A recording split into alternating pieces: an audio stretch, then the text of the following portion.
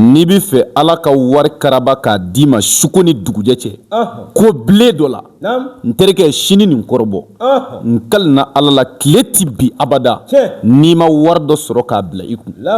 Konate kumakan don a y'a partager diɲɛ bɛɛ ni cɛ o cɛ y'a kɛ sɔgɔma wula tɛ se abada f'e ka wari dɔ sɔrɔ La ilaha illa anta subhanaka inni kuntu minaz zalimin. Allahu akbar. Ni ye kiraw ka duwawu di. Nabilayi Musa a ye Ala deli ni nin ye. Nabilayi Yunusa tumana min na jɛgɛ y'a kunu a ye Ala deli ni nin ye. Nabilayi Sulemana a ye Ala deli ni nin ye. Ni cɛ o cɛ ye ni 313 kɛ sigiyɔrɔ kelen na sɔgɔmada fɛ wula tɛ se abada i bɛ wari dɔ minɛ k'a bila i kun diɲɛ bɛɛ ka kɔrɔbɔ n'i y'a kɛ a bɛ kɛ maa ɲini Ala fɛ maa o maa bɛ video in ye k'a partager yarabi Ala ka diɲɛ nafolo suuru i kan hami gɛlɛn min b'i kan Ala k'a wuli o la maa ɲini kanuɲɔgɔn bɛɛ fɛ nin ye fantanya fura de ye quoi cɛ o cɛ muso o muso e bɛ fɛ Ala ka wari d'i ma fantanya ka n'i minɛ fiyewu dumɛ nin kan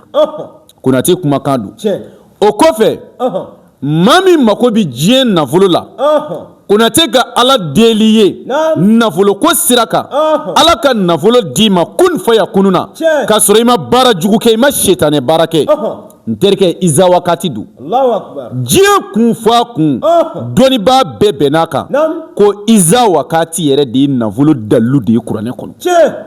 o la n'i mako b'ale la ne Konate t'i wari minɛ mɔgɔ la fo i ka baara ka jaabi sagajigi jɛma sanga na n'a ye ani tɔgɔ n'i ba tɔgɔ walima i ka saga wari ci numéro kelen in na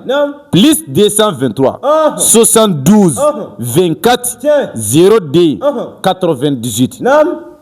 i ka saga wari ci numéro in na i k'i tɔgɔ ni ba tɔgɔ di i bi diɲɛ yɔrɔ yɔrɔ i bi jamana o jamana i bi dugu o dugu n kalina Ala la an bɛ Iza wakati baara ye Ala bi sɔn i bi nafolo sɔrɔ mɔgɔ dɔw y'u sen don k'u bolo don u ma nafolo sɔrɔ sabu banti ni nkalontigɛla ni tɔrɔmpɛri cɛyalen don mais Konate t'i nɛgɛ ne t'i janfa wallahi ne ti fɛn o fɛn dɔn ti kuma kan ne bi se fɛn o fɛn na ne bi kuma o kan hali ni diɲɛ bɛɛ b'a fɔ k'a maɲi sabu ne b'o de dɔn mais ne ti min dɔn ne da ti don la quoi i ye kuma faamuya o la n bɛ dugawu kɛ bɛɛ ye ka dugawu ɲini bɛɛ fɛ hakɛto b'a ka sɔli ala rasulu Konate ka numéro direct n bɛ sɔrɔ ni numéro min ye o ye plus 223 72 24 02 98 n'i ye weleli kɛ sisan i ni Konate bɛ ɲɔgɔn sɔrɔ n bɛ dugawu kɛ bɛɛ ye ka dugawu ɲini bɛɛ fɛ